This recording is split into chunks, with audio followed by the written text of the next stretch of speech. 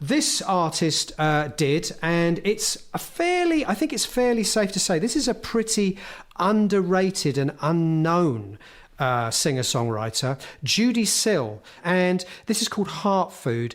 And it's an incredible record, isn't it? Up there with the likes of Nick Drake in terms of someone who was probably very, very, very obscure at the time, but continues to be rediscovered year after year by people who just fall in love with the quality of the work on this record. It's a great album, yeah. I mean, I've been aware of it for some time, but I came to it relatively late. I mean, quite a few musicians recommended it to me over the years, and I guess I heard it for the first time about 2002, something like that, and fell in love with it. I thought it was a tremendous album, and as you sort of implied, it's actually Premier League singer-songwriter.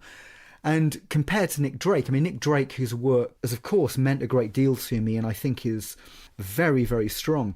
It's understandable why, perhaps, he wasn't the biggest star of his day. It doesn't quite connect with what was going on. It's a little too introspective. Well, it's very English, isn't it? The interesting thing with Judee Sill is it's all there. This is Premier League singer-songwriter that absolutely fits in with the zeitgeist and yet didn't sell. And it's got perhaps two of the finest songs I've ever heard on the album, The Kiss and The Donor. And The Kiss is a much more conventional love song, which almost has a Karen Carpenter-style glacial beauty, whereas The Donor is up there with Surf's Up in terms of its harmonic intricacy and its unusual use of almost Gregorian pre-classical influences.